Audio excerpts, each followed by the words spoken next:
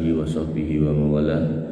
Bapak-bapak, ibu-ibu yang dirahmati Allah, alhamdulillah, puji syukur selalu kita haturkan kehadirat Allah Subhanahu wa taala ingkang sampun paring nikmat kathah sanget sampai Allah tegaskan dan Al-Qur'an, wa in ta'uddu nikmatallah la tuhsuha. Nek kowe kabeh meh nyoba ngitung nikmate Gusti Allah ora bakalan iso, mboten bakalan sanggup. Suatu ketika ada seorang tua bapak-bapak yang sakit, kemudian nggak bisa napas. Begitu dibawa ke rumah sakit, ternyata tombolnya cuman irungnya dicolok oksigen nih, 24 jam pun mantun. Kemudian si bapak itu dikasih tagihan kali rumah sakitnya. Tagihannya pasti woco nangis pak ini. Mboten mergo ra iso bayar. Ternyata setelah sekian puluh tahun lagi sadar gitu. Ternyata ambekan sedina 24 jam niku betahke biaya 600 real. Sak real niku kinten-kinten sekawane Pak. 4.000 kali ping 600 niku ketemune 2.400.000. Anggap mawon 2 yuta ngoten. 2 yuta ping 30 niku 20 yuta Pak. Jenengan nek ngerti-ngerti mengke di akhir bulan dikirimi tagihan kali Gusti Allah 20 yuta ngoten pripun perasaan? Pinongkone ambekan sebulan. Niku lagi ngomongke ambekan. Terus wonten melih piyai ingkang operasi ambeien goro-goro mangan maneka warna, akhire sing dipangan niku mboten saged medal. Niku nggih medal niku operasi entek 35 yuta. Umpami jenengan ditagih ben wulan 35 yuta mergo nek ten wingking mboten enten kendala, wonten perasaan jenengan pripun? Dan insyaallah kita semua di akhir tahun bakal bangkrut dadi kere gara-gara tagihan sing akeh biangan. Wis widak ping 12 niku ketemune 720 yuta niku nek setahun niku.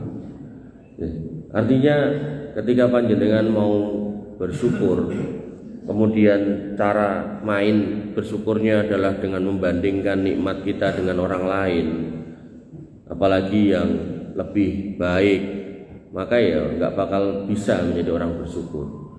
Jenengan sing pun gadah omah bandingke karo sing duwe pesawat ora ketemu. Jenengan sing gadah garwa bandingke karo sing bojone loro ya ora ketemu. Jenengan sing duwe anak loro bandingke karo sing anake 13 ya ora ketemu gitu. Makanya Nabi SAW mengingatkan agar kita selalu senantiasa menjadi hamba Allah yang bersyukur. Unduru ila man huwa asfala minkum wala tanduru ila man huwa fauqakum. Mang persani sing ten ngandhap, ampun mersani sing ten inggil. Munduk ampun danga. Karena nek piyai danga mengke akhirnya semua yang ada pada diri kita itu koyone kok kurang terus aneh. Kurang terus. Bahkan orang yang punya segalanya pun akan kurang. Dan Nabi SAW sampai mengingatkan ada loh 2 orang yang berteman.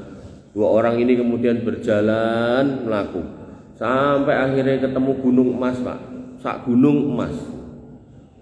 Niki napa terus leren? Boten. Dia kemudian berkata kepada temannya, "Bro, mlaku rono sithik yuk. Engko barangkali ning sebelah kono kita nemu gunung emas yang kedua." Makanya kados napa Freeport McMoran niku perusahaan Amerika niku wis entuk ten Papua sakmono gedene mboten mandeg golek melih ten Afrika, golek melih ten pundi-pundi. Nah, maka itulah manusia yang kalau bisa menelan dunia seisinya dia akan lakukan. Ngoten. Bapak Ibu yang dirahmati oleh Allah Subhanahu wa taala, niku pembukaan kula agar kita kemudian selalu berusaha menjadi hamba Allah yang bersyukur, dan salah satu bentuk syukur kita adalah menambahi iman lagi.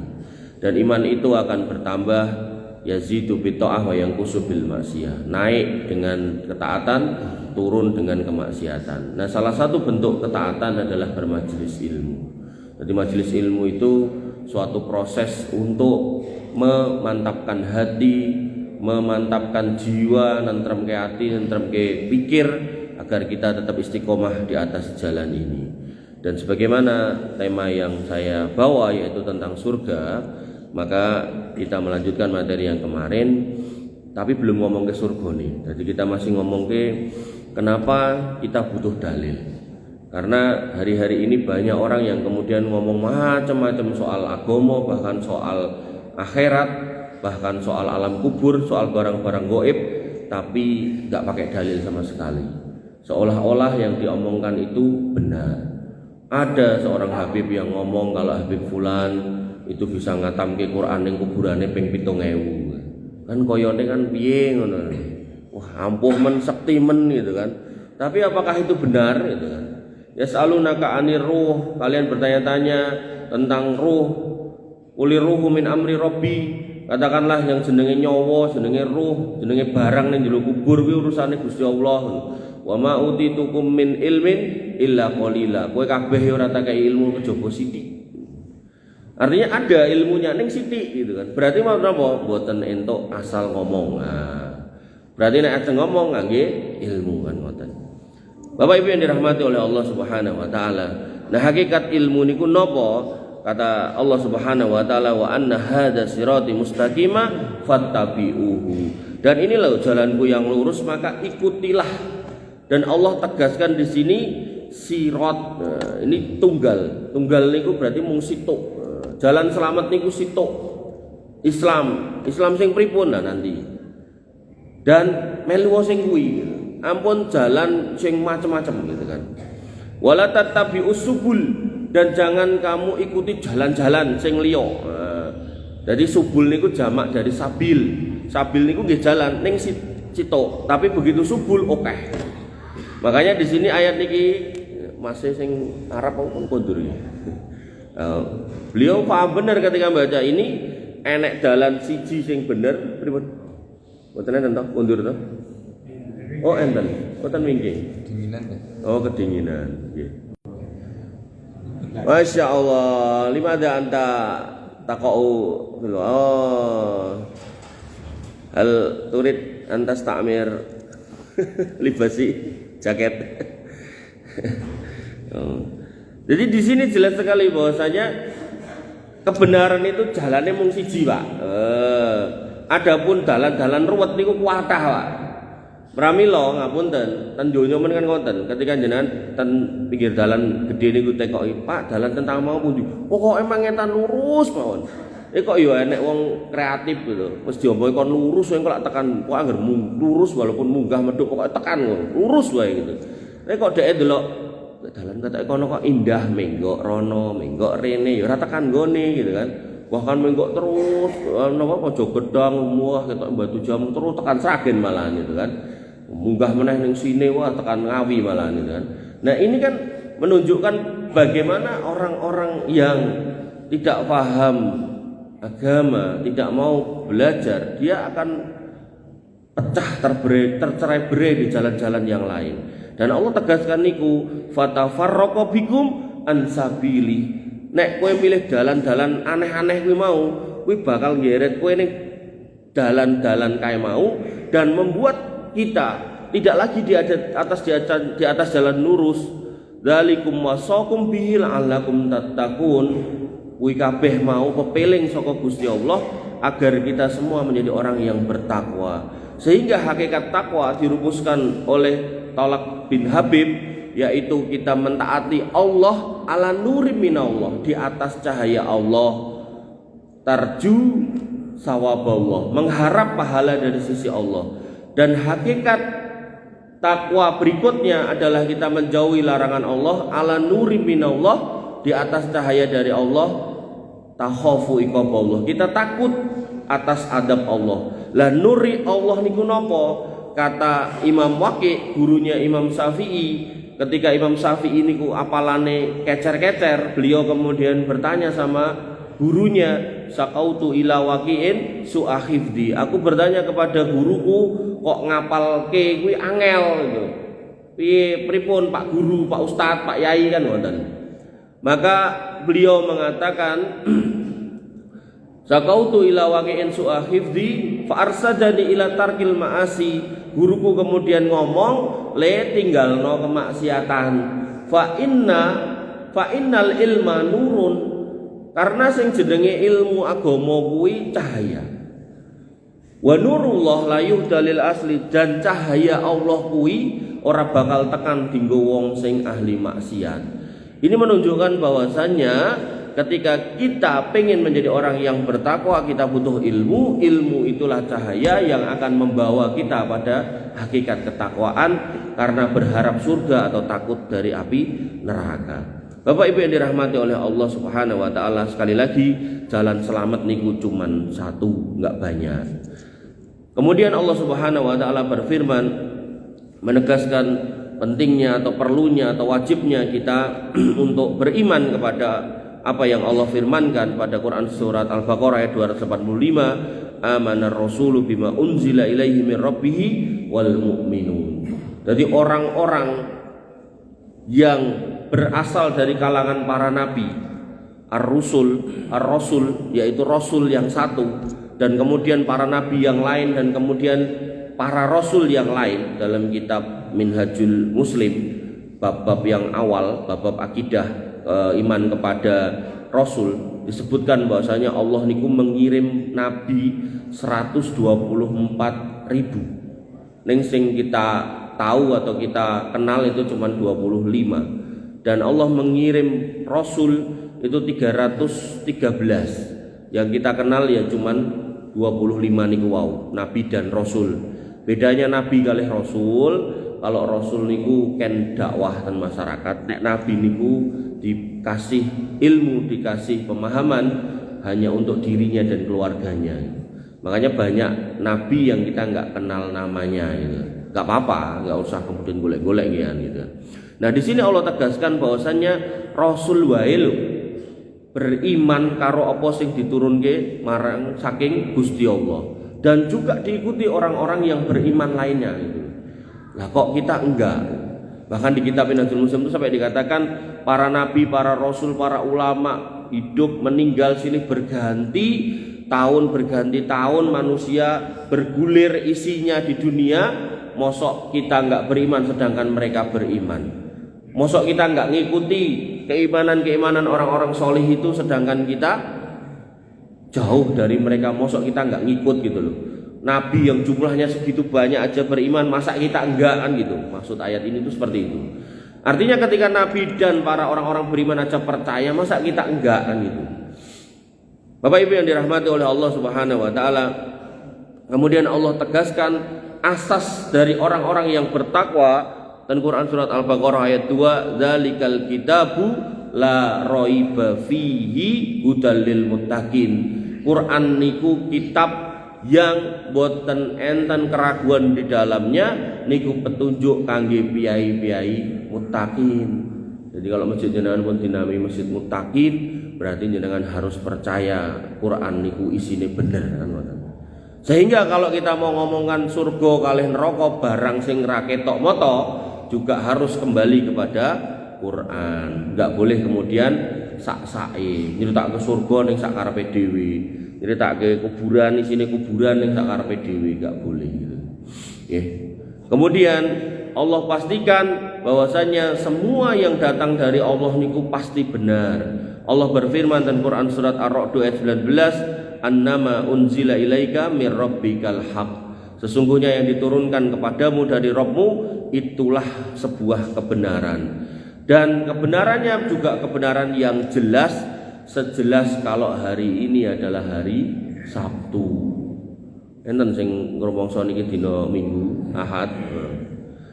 Allah Subhanahu wa taala berfirman, wa nazzalna 'alaikal kitaba tibyanan likulli syai', dan kami turunkan Quran niku kepadamu untuk menjelaskan segala sesuatu, wa hudaw wa rahmataw wa busra lil muslimin, sebagai petunjuk, rahmat dan kabar gembira bagi orang-orang Islam. Sehingga orang-orang Islam kalau pengen dapat rahmat, dapat kabar gembira dan dapat petunjuk, kembali ke Quran. Tapi apa Quran tok niku bisa memahami sesuatu? Quran tok napa bisa memahami sesuatu?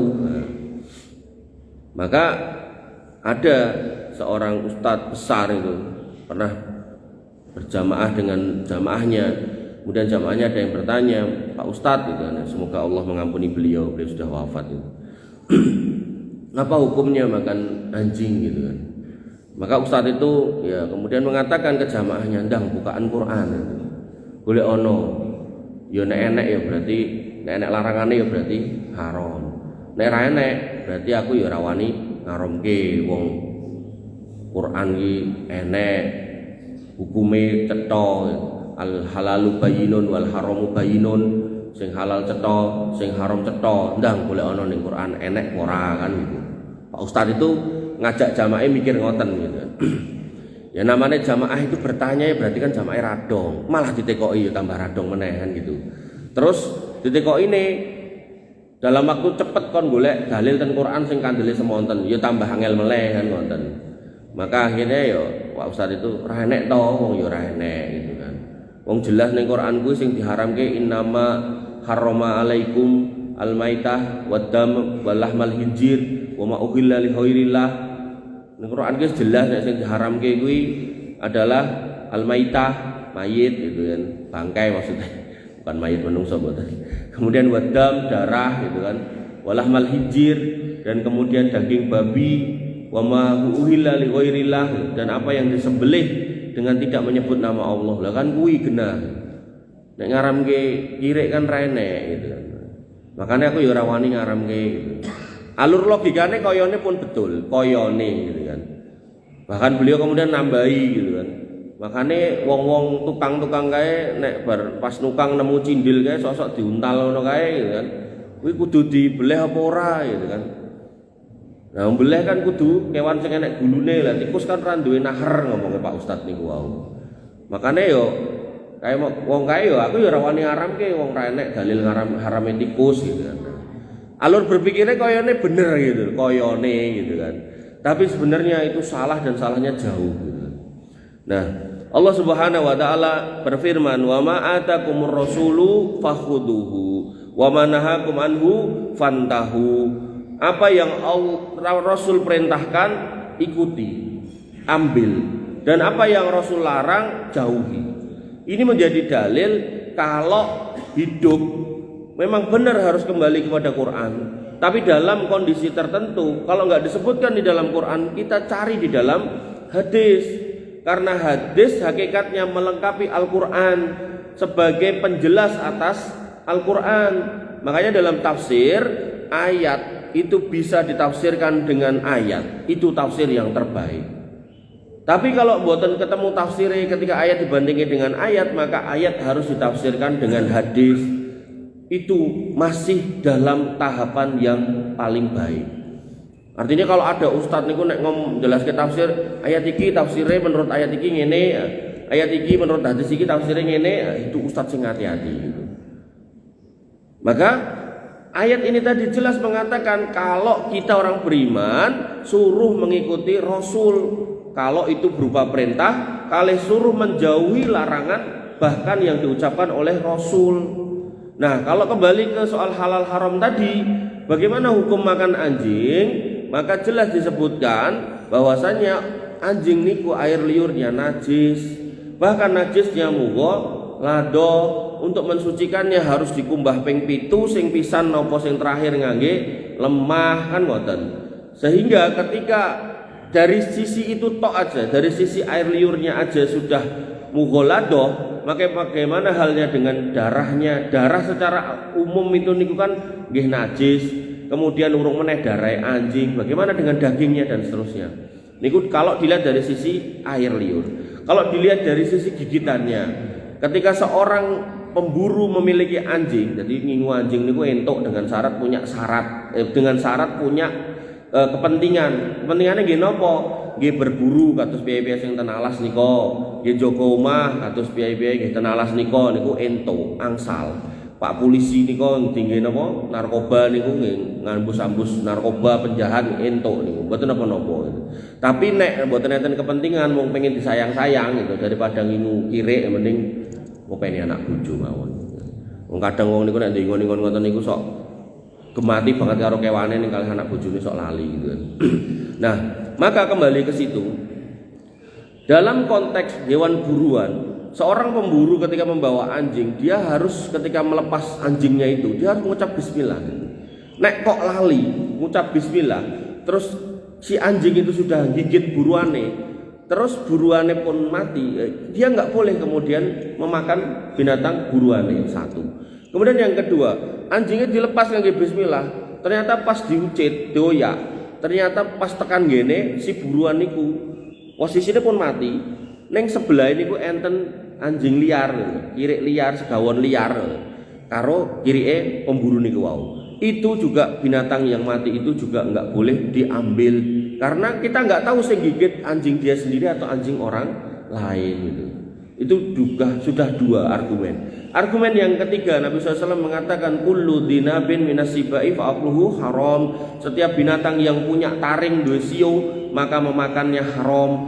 Nah, sehingga kalau kita kembalikan ke anjing, anjing ya duwe siung. Ketika anjing duwe siung berarti kucing nggih mboten angsal, mangan belacan nggih mboten angsal, kan enten piyai golek belacan terus dicari-cari. Terus nomele kewan-kewan sing enten siunge niku ula nggih mboten angsal, lan sak piturute.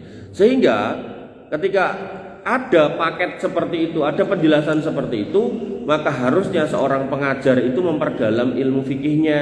Jangan cuma ngepaske ning Quran tok, Quran renek berarti entuk Quran renek. Bukan gitu cara mainnya. Kalau semua yang diharamkan harus ada di dalam Quran, maka Quran jenengan kandeli sak menten iki. Nah, dan itu bisa berisi nama-nama binatang sama tumbuhan tok. Kula nate sinau ten pertanian IPB niku sebuah pelajaran atau kuliah namanya entomologi. Jadi ilmu tentang serangga niku bukune kandeli sak menten lho, Pak.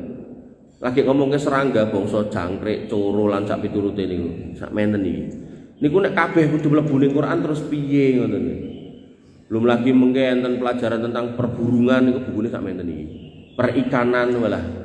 Maka seorang pengajar yang baik dia akan ngerti kalau Nabi Muhammad SAW itu punya keutamaan dibanding nabi-nabi yang lain, yaitu jawamiul kalim. Jadi ada dalil yang pendek, dalil yang singkat, ning maknane luas itu. Makanya enten piyai-piyai sing gawe jamaah terus pokoknya angger Quran mangkat, nek ra nek ning Quran rasah mangkat gitu kan. Niku nek jenengan kepanggih kali piyai ngoten niku mang sanjang. Pak, mengke jenengan nek mati mboten usah dikubur. Lah kok iso? Nah, protes dhek. Nah, mang goleki dalil ten Quran enten moten wong mati kudu dileboki kuburan. Nek misal dhek ketemu ki ayat iki hatta zurtumul maqabir misal ngoten, sampai kowe ngunjungi kuburan lho, berarti nek kuburan nggih pun mengke kula dudukke mang nyemplung piyambak. Lho, ya kudu ditusi dikafani. Mang padosi ten Quran enten mboten. Ritual tata cara pemrosesan jenazah di Quran lak mboten enten. Mboten. Jadi sakniki niku ngapunten nggih, ngapunten. Iki bukan berarti kula sok pinter mboten. Tapi lebih kepada kita harus hati-hati karena sekarang banyak orang keminter yang lagi iso dalil maca Quran sithik kemudian dia pengen tampil tapi nggih niku wau geret-geret wong kemana-mana yang akhirnya dolun mudillun. Dia sendiri bingung dan membuat orang bingung. Dia sendiri keliru membuat orang keliru. Bapak Ibu yang dirahmati oleh Allah Subhanahu wa taala. Dan Allah menyebutkan Quran kali hadis niku nikmat dari Allah Subhanahu wa taala yang harus kita syukuri, sebagai petunjuk yang harus kita nikmati dengan cara kita pelajari. Dalam Quran surat Al-Baqarah ayat 231, "Wadhkur nikmatallahi 'alaikum wa ma anzala 'alaikum minal kitabi wal hikmah ya'idukum bi." Dan ingatlah nikmat Allah kepadamu dan apa yang telah diturunkan Allah kepadamu, yaitu Al-Quran dan Al-Hikmah. Al-Quran pun jelas, Al-Hikmah niku sebagian ulama menerjemahkan sebagai As-Sunnah, hadis. Allah memberikan pengajaran kepadamu dengan pinongko piranti perantara dua alat niku wau. Dan ini ditegaskan oleh Nabi SAW, taraktu fikum amroini lan tadillu ma tamassaktum bihima. Aku tinggalkan dua warisan, dua pusaka, dua peninggalan yang kalau kamu pegang dua ini kamu enggak akan sesat. Apa itu? Kitabullah wa sunnata rasulih, yaitu kitabullah Al-Quran dan hadis. Jadi ayatnya jelas, hadisnya jelas. Bapak Ibu yang dirahmati oleh Allah Subhanahu wa taala, dan Allah tekankan pentingnya, wajibnya kita tunduk pada Quran dan Sunnah. Jadi jenengan nek mengidolakan ustadz tertentu, guru tertentu, kiai tertentu, sumonggo. Tapi kalau kemudian ngapunten perkataan beliau kok bertentangan dengan Quran kali Sunnah, ya harusnya panjenengan menimbang-nimbang lagi. Jangan sampai kita itu terlalu fanatik kemudian kita berhenti di satu titik, sedangkan sebenarnya Quran dan Sunnah niku pun enten gari tinggu gitu. Makanya kula nek diskusi kali beberapa orang sing ngoten niku kula terakhirnya ngomong kowe iki jane pengen takok apa pengen ngejak gelut kan gitu. Jadi ketika beliau kemudian bertanya, bukankah wajib kita berbaiat pada seorang imam gitu kan? Nah dalilnya dia mendalil gitu kan, la Islam illa bil jamaah, enggak ada Islam kalau enggak berjamaah, wala jama'ata illa bil imarah, jamaah ora sah kecuali enek kepemimpinan, wala imarata illa bil imamah, enggak sah kepemimpinan nek ora enek imame, wala imamata illa bil bai'ah, enggak sah nek imam kuwi kecuali dibaiat gitu. Dalil meneh baiat itu harus kalau orang enggak berbaiat nanti mati jahiliyah, dalil meneh lan sak piturute gitu kan. Maka ya kula tekoki, lah kowe karo Imam Mus tau ketemu apa urung? Dereng wong kula baiate kali imam kampung, imam desa, imam daerah. Lho imam sing gedhe lho ning kono ning Kediri, Paranono gitu. Kowe nek ngerti rupane lak kaget gitu. Maka yang harus kita pahami enggak seperti itu cara memahami dalil juga gitu loh. Jadi dalil ada, tapi jangan kemudian digunakan untuk membenarkan kelompok kita, digunakan untuk menyalahkan kaum muslimin yang lain. Makanya saya nanti cerita tentang iki to, bapak kula pas haji niku panggil kali tiyang ngoten niku. Dia bertanya lho, Mas, iki lho, wong sakmene kabeh iki saka Turki, saka Amerika, Afrika, saka Asia, Cina, saka Rusia, gak enek sing melu kowe kuwi lho kan. Apa ya iki kafir kabeh gitu kan. Bapak Ibu yang dirahmati oleh Allah Subhanahu wa taala, sehingga ketundukan itu bukan kepada organisasi atau ormas tertentu, tapi kepada dalil, kepada Quran kalih Sunnah. Jadi umpami nggih, dalil niku sing beto kelompok liya, mboten kelompok jenengan, mboten organisasi jenengan, mboten tempat pengajian jenengan. Nek memang itu ada Quran kalih Sunnahnya, maka kita ikuti. Ampun alergi. Allah Subhanahu wa taala berfirman, "Wa ma kana lil mu'minin wala mu'minatin idza qadallahu wa rasuluhu amran ayyakuna lahumul khiyaratu min amrihim." Dan tidak pantas buat laki-laki dan perempuan yang mengaku beriman kok kemudian apabila Allah dan Rasulnya telah menetapkan satu ketetapan, berarti ketetapan Allah niku Quran, ketetapan Nabi niku hadis, kok kemudian mereka mencari pilihan yang lain.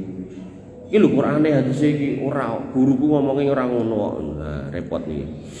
Dan sifat seorang yang beriman ketika beragama, innama kana qaulal mu'minina idza du'u ila Allah wa rasulihi liyahkuma bainahum ayyaqulu sami'na wa ata'na ulaika humul muflihun. Dan hanya ucapan orang beriman ketika diajak mengimani apa yang dibawa Allah dan Rasulnya, berhukum dengan hukum yang dibawa Allah dan Rasulnya, mereka hanya mengatakan sami'na wa ata'na. Wis ora neko-neko, nggih kula mireng terus kula taat.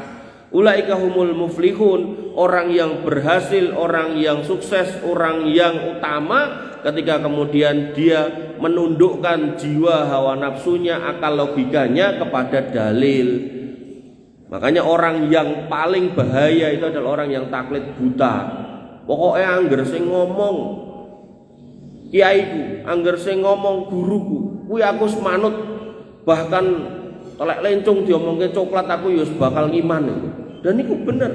Begitu kemudian mantan Pak Guru SMP yang bernama Ahmad Musodik lagi mertopo, terus enten celorot keng langit, ngomongin biyen gitu. Terus sesok dia ngaku sebagai nabi akhir zaman, kemudian gawe al-qiyadah al-islamiyah, terus ngejak wong baiat, banyak orang berbondong-bondong baiat.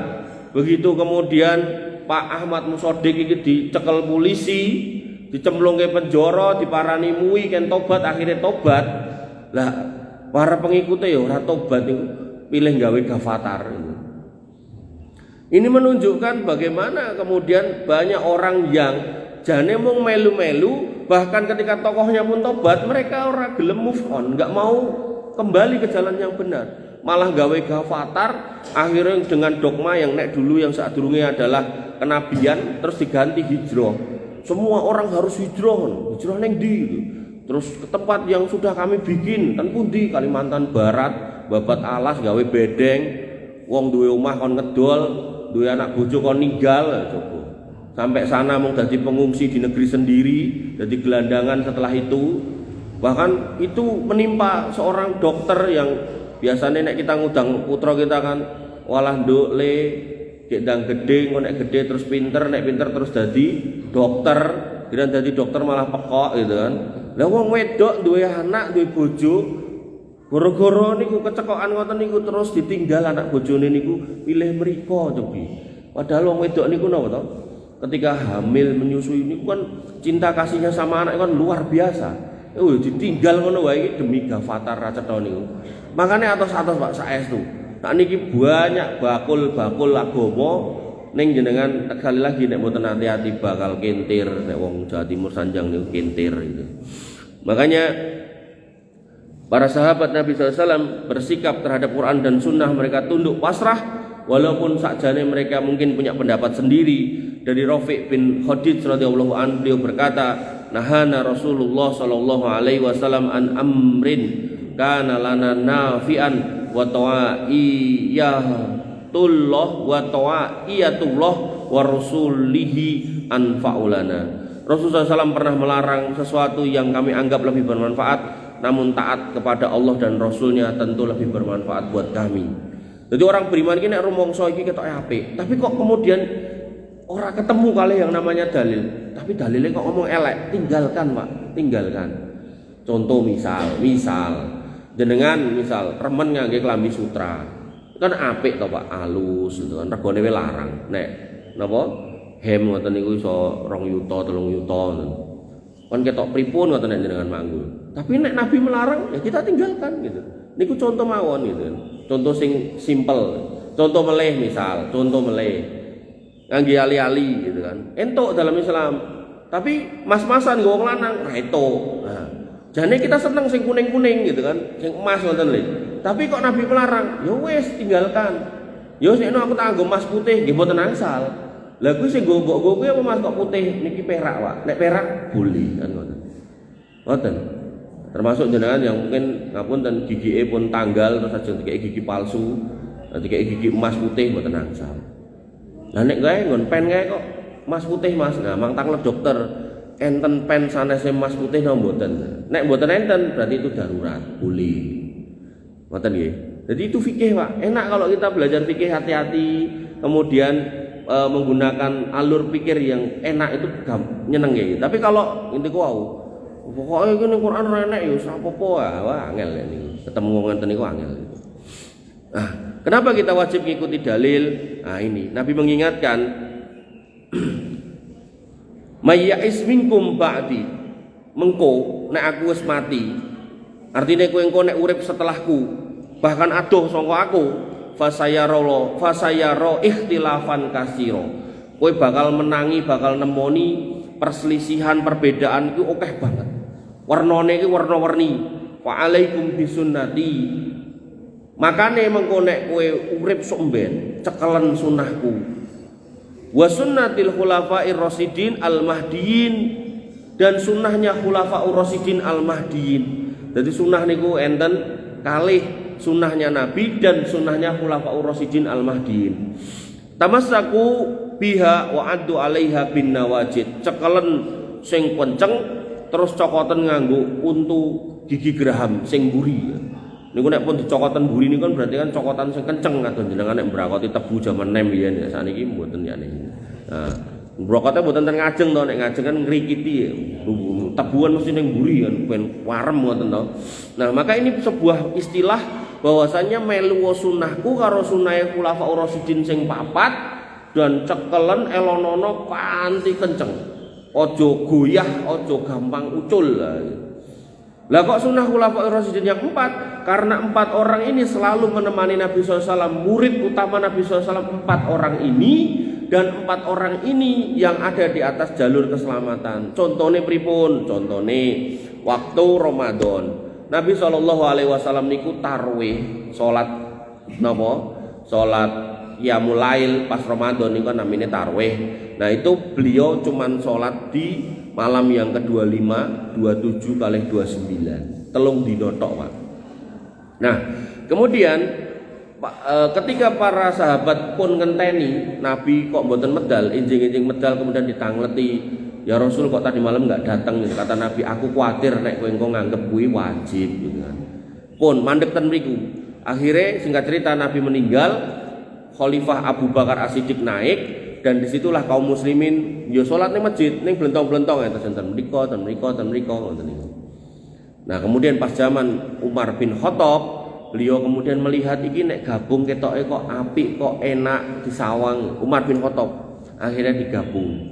Berjamaahlah kaum muslimin sejak itu sampai hari ini. Itu yang disebut sunnah khulafaur rasyidin. Dan ketika ketemu sama beberapa orang yang gak belajar atau belajarnya gak kompleks, gak menyeluruh, gak komprehensif, masih aja ada orang yang menggulirkan bahwasannya tarweh kuwi sunahe sewulan mung ping 3 ning masjid, sing 17 ning omah gitu. Ada orang ngomong ngoten niku sakniki gitu kan.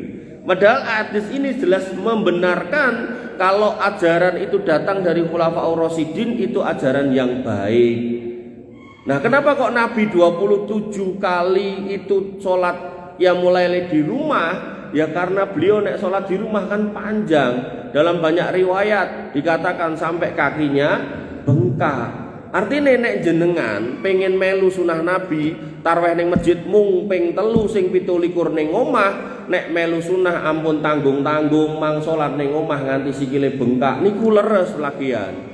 Dong mboten. Tapi nek ning omah ra salat, nonton TV terus ngomong melu sunah sewulan mung ping 3, niku lupute kadoan.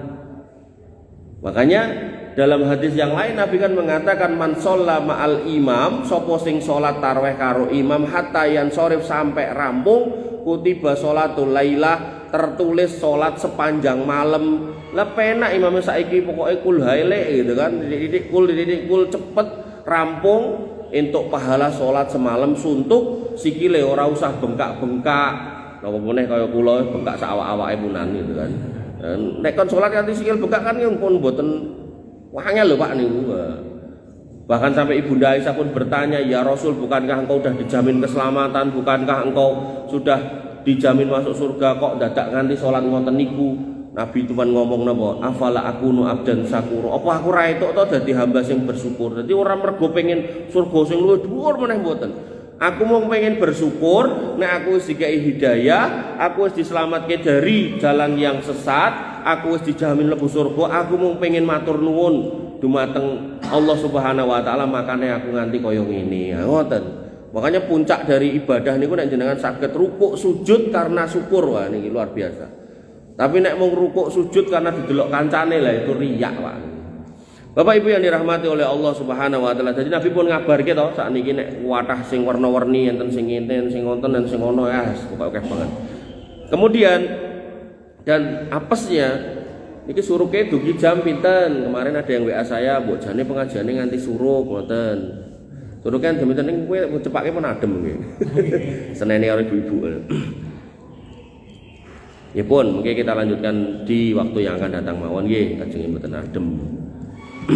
Bapak Ibu yang dirahmati oleh Allah Subhanahu wa taala, intinya kita memang niatnya mau ngomongkan surga dan neraka, tapi di awal pembahasan saya ingin mengajak panjenengan untuk mempunyai pemikiran atau logika berpikir yang baik, yaitu bahwasannya ketika jenengan nanti, artinya kalau bukan saya yang ngisi, siapapun ketemu sama orang-orang yang ngomongkan soal surga dan neraka, alam kubur, kemudian alam barzah, kemudian alam-alam yang gaib, barang-barang yang enggak kelihatan, maka pastikan ya mereka yang menyampaikan itu membawakan dalil dari Quran kalih sunnah, karena alimul ghaibi wala fala yudhiru ala ghaibihi ahada.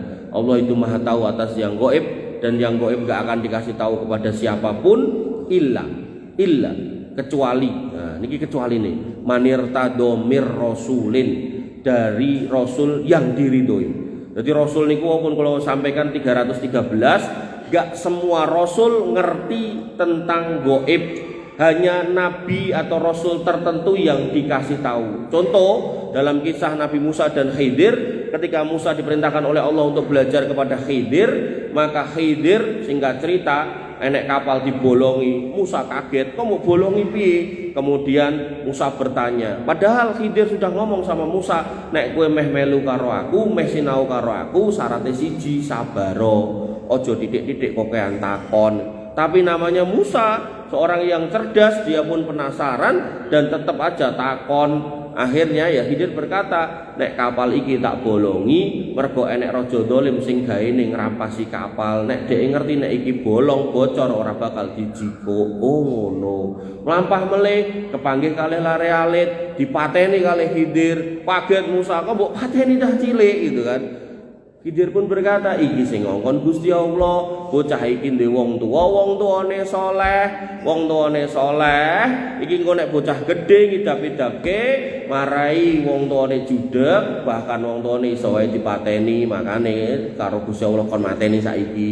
Ning niki terjadi biyen, nek sakniki mboten entuk. Satu. Sing kedua, malah sing dilakoni Nabi Khidir dalam artian pemahaman nek saiki akeh cah nakal marai judeg wong tuane akhirnya pilih mati niku sakniki kathah gitu kan. Jadi ten daerah niku pinggir-pinggir rel niku enten bapak-bapak niku ya delalah takdire Pak namine wong ten donya ora ngerti sugih napa mbotene to, ra ndidit gitu kan. Anake lanang sing ganteng dhewe jane ora ganteng. Njaluk motor Pak era iso nukokke, Pak diunak-unakke. Dasar bapak ra duwe kere lan sak piturute lah ngoten niku. Papake gaweane nek enek swara-swara ngoten niku dipikir wae. Padahal wis rasa dipikir gitu kan. Dipikir wae wes pokoke dadi abot ten pikiran ngoten. Akhirnya nek kereta lewat tak nyemplung ning rel ngono. Plung lindes kereta bles. Niki lagi goro-goro cangkeme anake. Mengke tempat lain meleh ora mung cangkem bener-bener anake niku pun molo pake, mateni mboke gitu. Ten daerah Silir niku enten cah blablek niku. Napa? Dino-dino main mendem ngamen gitu. Akhirnya pas posisi mendem ngapunten nembe numpaki mboke gitu kan. Bapaknya ngerti, ditutuk bocah niku. Ngamuk pake dipateni. Luar biasa. Maka apa yang dilakukan Nabi Khidir, bahwasanya ada anak-anak sing ngidap-idapke sampai akhirnya marai judeg, bahkan wong tuane entah bunuh diri entah dipateni, niku hari ini enten. Makanya pada waktu itu kan barang gaib. Nah, kemudian ketika ada anak kecil omahe meh rubuh, Nabi Khidir ngajak ngedeke omahe, Nabi Musa protes, lah apa dideke wong kampung ini iki pelit-pelit wong awake dhewe rene njaluk suguhan ra dikeki gitu kan. Iki mergo bapak iki wong saleh sing ngongkon Gusti Allah kon ngedeke ning isore tembok kuwi enek bandane pake karepe Gusti Allah mengko nek bocah iki gedhe ken nemu bondo kuwi sebagai rahmatan mir rabbi, sebagai rahmat dari Tuhannya, dari Robnya lan sak piturute. Jadi Nabi Musa men mboten ngertos barang gaib, sehingga nek para nabi aja enggak semua ngerti barang gaib, kok tiba-tiba muncul Mama Gufron ngomong pengen jadi penjaga gawang neraka, sudah ngomong dengan mungkar nakir, sudah ngomong dengan dapat ACC tanda tangan para malaikat. Ah niku genah gedabrus, mboten usah njenengan rungokke. Nggih, niku contoh mawon jelas cetha ten Indonesia. Bapak Ibu yang dirahmati oleh Allah Subhanahu wa taala, mugi sikap semanten ingkang saged kula aturaken. Nyerang langkungipun nyuwun pangapunten. Kita tutup dengan doa nggih, panjenengan aminkan. Semoga Allah Subhanahu wa taala mengistiqomahkan kita di atas jalan hidayah yang benar. Bismillahirrahmanirrahim. Alhamdulillahirabbil alamin. Hamdan syakirin hamdan naimin. Hamdan yuafi ni'amahu wa yukafi mazidah. Ya Rabbana lakal hamdu. Anta nur samawati wal ardi wa man fina wa lakal hamdu. La ilaha illa anta subhanaka inna kunna minadh dhalimin. Wa illam taghfir lana wa tarhamna lanakunanna minal khasirin. Allahumma ighfir lil muslimina wal muslimat wal mu'minina wal mu'minat al ahya'i minhum wal amwat innaka sami'un qaribun mujibud da'wat wa ya qadiyal hajat. Rabbana zalamna anfusana wa illam taghfir lana wa tarhamna lanakunanna minal khasirin. Rabbana ighfir lana dzunubana wa liwalidina warhamhum kama rabbawna shighara. Allahumma ighfir lahum warhamhum wa afihim wa'fu anhum wa akrim nuzulahum wa wasi' madkhalahum waghsilhum bil ma'i wassalji wal barad. Allahumma taqabbal minna siyamana wa qiyamana wa ruku'ana wa sujudana wa takhassu'ana wa tadarru'ana. La ilaha illa anta subhanaka inna kunna minadh dhalimin wa illam taghfir lana wa tarhamna lanakunanna minal khasirin. Allahumma la sahla illa ma ja'altahu sahla wa anta taj'alul hazna idza syi'ta sahla. La ilaha illa anta subhanaka inna kunna minadh dhalimin wa illam taghfir lana wa tarhamna lanakunanna minal khasirin. Rabbana hab lana min azwajina wa dhurriyyatina qurrata a'yun waj'alna lil muttaqina imama waj'alna lil muttaqina imama. Allahumma ja'alna muqimina shalah min dzurriyyatina rabbana wa taqabbal du'a. Allahumma ja'al hadzal baladan aminan mutma'innan warzuq ahlahu minas samarati wajnubna wa banina an na'budal asnam. Allahumma aminna fi awtanina wa aslih a'immatana wa wulata umurina. Allahumma aslih auladana wa aslih azwajana wa aslih ummahatana wa aba'ana wa aslih ikhwanana wa akhwatana wa asdiqa'ana wa asatidana ya arhamar rahimin. Irhamna faghfir lana ma qaddamna wa ma akharna wa ma alanna wa ma asrarna wa ma anta alamu bihi minna. La ilaha illa anta subhanaka inna kunna minadh dhalimin wa illam taghfir lana wa tarhamna lanakunanna minal khasirin. Allahumma izzil islam wal muslimin wa adil asyirka wal musyrikin wa dammir a'da'aka a'da'ad din ya arhamar rahimin ya dzal quwwatal matin. Allahumma ansur ikhwanana al mustad'afina fi Filistin. Allahumma ansur ikhwanana al mustad'afina fi kulli makan fi kulli zaman ya arhamar rahimin ya dzal jalali wal ikram. Allahumma asfi mardahum wasfi jarhahum wa taqabbal suhadaahum waj'alna ma'ahum minhum ya arhamar rahimin ya dzal jalali wal ikram. Allahumma inna nas'alukal jannah wa na'udzubika minan nar. Allahumma inna nas'alukal jannah wa na'udzubika minan nar. Allahumma inna nas'aluka ridhaka wal jannah wa na'udzubika min sakhatika wan nar. Allahumma inna nas'alukal jannah wa ma qarraba ilaiha min qawli wa amal wa na'udzubika minan nar wa ma qarraba ilaiha min qawli wa amal. Ya hayyu ya qayyum ya dzal jalali wal ikram. Allahumma kfina bihalalika an haramik wa aghnina bifadlika amman siwak ya ghaniyyu ya hamid. Allahumma ihdina siratal mustaqim siratal ladzina an'amta 'alaihim ghairil maghdubi 'alaihim waladdallin amin. Allahumma ya muqallibal qulub tsabbit qulubana 'ala dinik wa ya musarrifal qulub sarrif qulubana ila ta'atik. Wa ya khairar raziqin Allahumma arzuqna husnal khatimah wa na'udzubika min su'il khatimah. Allahumma inna na'udzubika minar riba wa na'udzubika minaz zina wa na'udzubika minad dain wa ghalabatid dain wa na'udzubika min qahrir rijal wa na'udzubika minal mahsami wal maghram ya ghani ya hamid ya dzal jalali wal ikram. Allahumma ya arhamar rahimin isfi mardana waqdi duyunana ya dzal jalali wal ikram. Allahumma aksir amwalana wa aksir auladana wa barik lana fima ataitana ya dzal jalali wal ikram. Rabbana atina min ladunka rahmah wa hayyi' lana min amrina rasada. Rabbana atina ma wa'adtana ala rusulika wa la tuhzina yaumal qiyamah innaka antas sami'ud du'a innaka la tukhliful mi'ad. Rabbana atina fid dunya hasanah wa fil akhirati hasanah wa qina adzaban nar wa qina adzaban nar wa qina adzaban nar wa qina adzaban nar. Wa akhiru da'wana alhamdulillahi rabbil alamin wa sallallahu ala nabiyyina Muhammadin wa ala alihi wa sahbihi wa sallim ajmain. Akhiru da'wana alhamdulillahi rabbil alamin. Summa assalamu alaikum warahmatullahi wabarakatuh. Subhanallah.